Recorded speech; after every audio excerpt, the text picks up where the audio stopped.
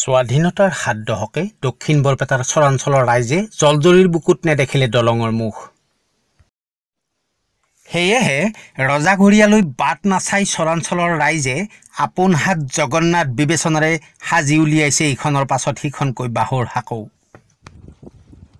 নগৰবেৰাৰ পৰা আলুপট্টি মাজৰ চৰ সংযোগী জলপথত জলজলীৰ বুকুত একাংশই সাজি উলিয়ালে প্ৰায় ৪৫০ ফুট দৈৰ্ঘ্যৰ এখন বাঁহৰ সাঁকো। বিপদসংকুল নাৱৰ ঠাইত সাঁকো দেখি উৎফুল্লিত প্ৰতিজন। কাৰণ আমাৰ বহুত অসুবিধা হয় অহা যোৱা কৰাৰ কাৰণে।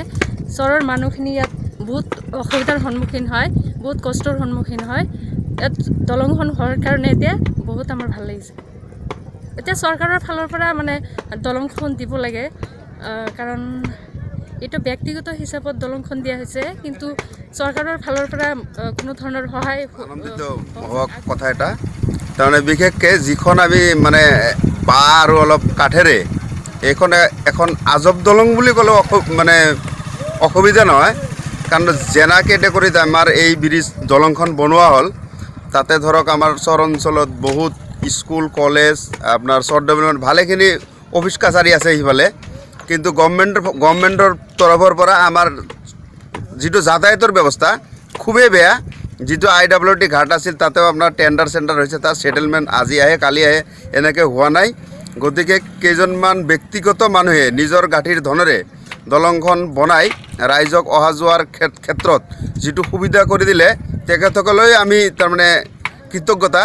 আৰু বিশেষকৈ আমি এই কথাখিনি অসম চৰকাৰৰ জ্ঞাতাৰ্থে জনাওঁ যে আমাৰ গাঁঠিৰ ধনেৰে যদি এখন ৪০০-৪৫০ মিটাৰ দলং বনাব পাৰে, গভৰ্ণমেণ্টে ইচ্ছা কৰিলে নিশ্চয় পাৰিব, কিন্তু আমাৰ স্থানীয় বিধায়কৰ জৰিয়তে তেওঁ যাতে এছেম্বলিত এই কথাটো ভালকৈ উত্থাপন কৰি আমাৰ চৰ অঞ্চলৰ ৰাইজৰ সুবিধাৰ্থে এখন পাৰ্মানেণ্ট দলঙৰ ব্যৱস্থা কৰে, তাৰ কাৰণে তেখেতক বিনম্ৰ অনুৰোধ জনায়।